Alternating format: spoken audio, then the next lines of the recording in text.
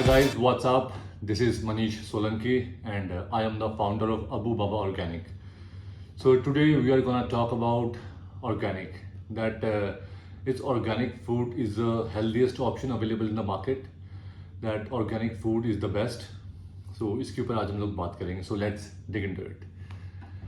तो जब मैं ऐसा कह रहा हूँ कि क्या ऑर्गेनिक फूड सबसे हेल्दी ऑप्शन है हमारे पास या ये सबसे बेस्ट है, तो मैं ऐसा क्यों कह रहा हूँ, तो उसको लेके कुछ बातें हैं कि क्या क्या प्रॉब्लम्स ऑर्गेनिक मार्केट के अंदर आ रही है, उसके ऊपर बात करते हैं. देखो, इसमें कोई शक नहीं है कि organic food non organic food से बहुत अच्छा है. There is not doubt about it. But problem यहाँ पे ये आ जाती है कि ऑर्गेनिक फूड आज एक ट्रेंडिंग टर्म है, राइट? जिसको देखो ऑर्गेनिक ऑर्गेनिक के पीछे लगा हुआ है क्योंकि प्रॉफिट मार्जिन्स और एक मतलब एक स्टेटस काइंड ऑफ बन चुका है. सो इसको देख के आपको पता ही है कि इंडिया में भेड़ चाल है. सो बहुत से ऐसे लोग आए जा रहे हैं, बल्क में ट्रेड हो रहा है. जो बहुत से लोग ऑर्गेनिक नहीं होते वो भी अपने लेबल्स के ऊपर ऑर्गेनिक का वो लेबल लगा के उसको मार्केट के अंदर फ्लोट कर रहे हैं, निकाल रहे हैं. तो you should be aware of that. दूसरी चीज़, नॉन जीएमओ सीड्स का यूज़ होना. अब नॉन जीएमओ सीड्स क्या होते हैं? सो जीएमओ सीड्स होते हैं जेनेटिकली मॉडिफाइड ऑर्गेनिजम्स. मतलब जो सीड होता है उसके जीन्स के साथ, उसके डीएनए के साथ छेड़छाड़ करी जाती है, उसको ऑल्टर किया जाता है, राइट? सो ऑर्गेनिक के अंदर नॉन जीएमओ सीड्स का इस्तेमाल होता है, राइट? कि उनके जीन्स के साथ कोई भी छेड़छाड़ या उनके जीन्स को ऑल्टर ना किया गया हो. बट 90% लोग यहाँ पे नॉन जीएमओ सीड्स का ही यूज़ करते हैं. But still there are certain people in the market जो कि जीएमओ सीड्स का यूज़ कर रहे हैं. अब मैं आप लोगों को एक फैक्ट बताता हूँ. मैं नाम नहीं लूँगा उस थर्ड पार्टी का, जो कि एक सर्टिफिकेशन बॉडी है भाई. जो जिसको भी ऑर्गेनिक का काम करना है या ऑर्गेनिक वेंचर स्टार्ट करना है या जो ऑर्गेनिक मैन्युफैक्चरर्स है वो थर्ड पार्टी सर्टिफिकेशंस के पास जाते हैं और लाइसेंसेज ये सब चीज़ें लेते हैं.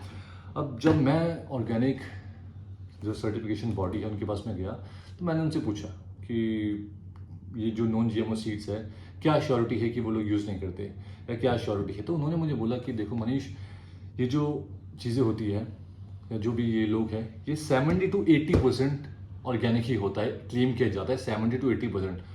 And I was like shocked.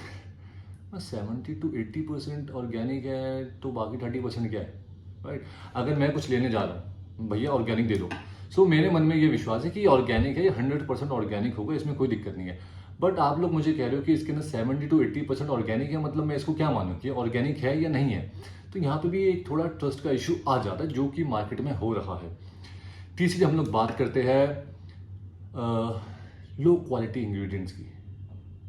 Like for example, जैसे आप लोग अगर बाजार में जाते हैं, मार्केट में जाते हैं, आपको सब्जियां लेनी है या फ्रूट्स लेने हैं, कुछ भी लेना है. सो सपोज आप टोमेटोज ले रहे हो या अनियन ले रहे हो. सो ऑब्वियसली बात है, आप छाट के सबसे अच्छे टोमेटोज पिक करते हो जो कि आपको लगता है सबसे अच्छे है, और जो सड़े गले होते हैं या बेकार होते हैं उनको आप साइड कर देते हो. ठीक है, तो इसी तरीके से हम लोग शॉप करते हैं, राइट? बट यहाँ पे ऐसा नहीं होता क्योंकि यहाँ पे बल्क नेचर है. ऑर्गेनिक के जो बड़े बड़े काफ़ी मैन्युफैक्चरर्स बैठे हैं, अब वो लोग क्या करते हैं, जब मैं लो इंग्रेडिएंट्स की बात करता हूँ, फॉर एग्जांपल आपको जामुन का जूस, ऑर्गेनिक जामुन का जूस है या ऑर्गेनिक करेले का जूस है, तो वैसी बात है वो वहाँ पे पिक नहीं करेंगे कि इनमें से कौन सा ज़्यादा बेटर है.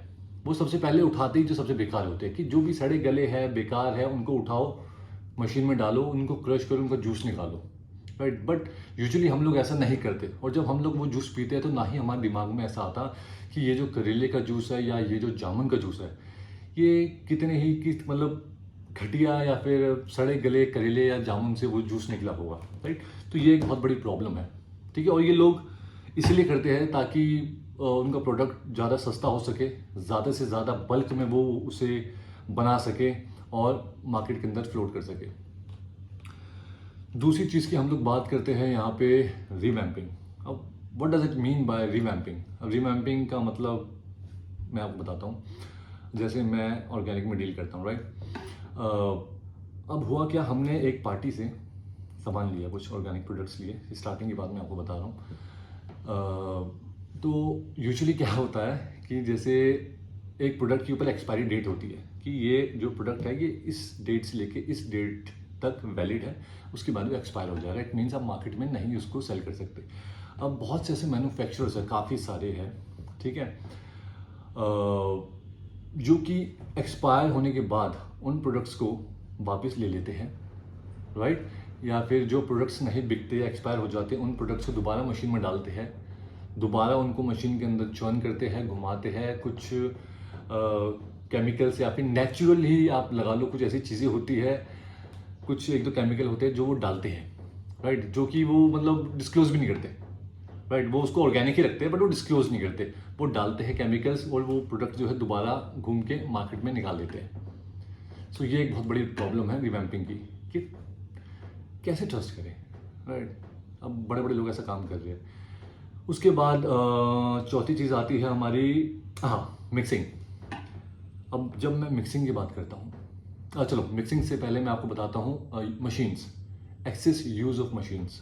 अब जब मैं एक्सेस यूज़ ऑफ मशीन्स की बात करता हूँ, वो ये है कि जो भी प्रोडक्ट आता है वो इतने बल्क में उन लोगों को प्रोड्यूस करना होता है कि वो मशीन्स लगाते हैं, बड़ी बड़ी मशीन्स लगाते हैं, जिससे कि उसकी न्यूट्रिशन बहुत डिप्लीट हो जाती है लिटरली।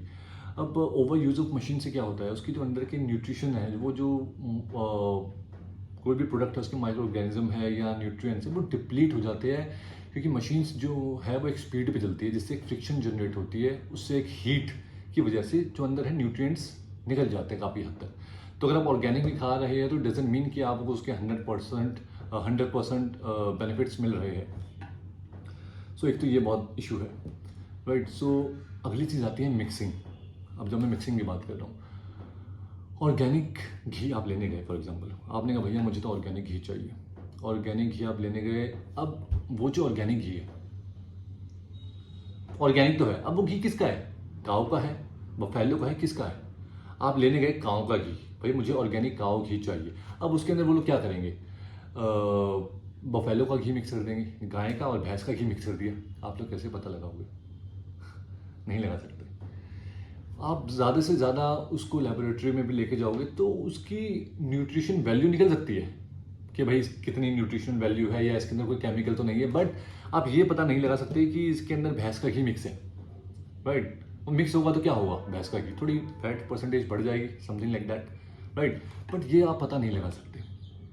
सो आप अगर ऑर्गेनिक देसी काऊ घी अगर लेने जा रहे हैं तो वो उसके अंदर जर्सी जो गाय है उसका घी ऐड कर देंगे। सो ये बहुत प्रॉब्लम है। आप मिक्सिंग मतलब घी में जर्सी गाय का घी 90% अवेलेबल है मार्केट में, जो भी घी है वो 90% जर्सी के है, राइट। और फैट मतलब हाई फैट घी है जो कि उसके क्रीम से बनाए जाते हैं, जो कि मार्केट में 90% अवेलेबल है। बहुत कम घी है जो कि हैंड चर्न्ड है और देसी गाय से बनाए गए हो। तो यहाँ पे भी बहुत मिक्सिंग वाला चर्चा हो रहा है, मतलब बहुत प्रॉब्लम हो रही है। वो ऑर्गेनिक घी के अंदर ही ऑर्गेनिक मिला रहे हैं, तो ऑर्गेनिक बट मिक्सिंग तो होगी ना। वो जो क्वालिटी मिलनी चाहिए थी, वो जो न्यूट्रिएंट्स हमें चाहिए थे वो नहीं मिल पाते। ऐसी ऑयल्स में है।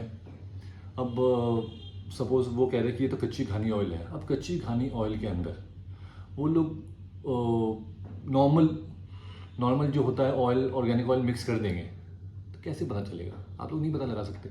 आपको तो लग रहा है कि हाँ बिल्कुल ये कच्ची घानी वाला ऑयल है, इसके न्यूट्रिएंट्स बिल्कुल प्रिजर्व्ड होंगे, बट ऐसा नहीं होता। वो उसके अंदर नॉर्मल कोई भी ऑर्गेनिक मस्टर्ड ऑयल जो है मिक्स कर देंगे, तो उसकी क्वालिटी, उसकी जो पावर है वो कम हो जाती है।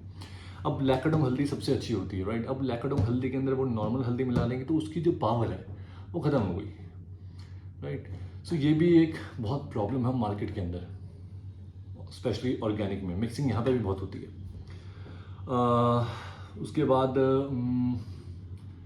हाँ, उसके बाद कुछ इश्यूज आ जाते हैं मार्केटिंग के। फॉर एग्जांपल कि मार्केटिंग ने लोगों को ना बावड़ा बना रखे हैं, मैं सही बताऊँ तो।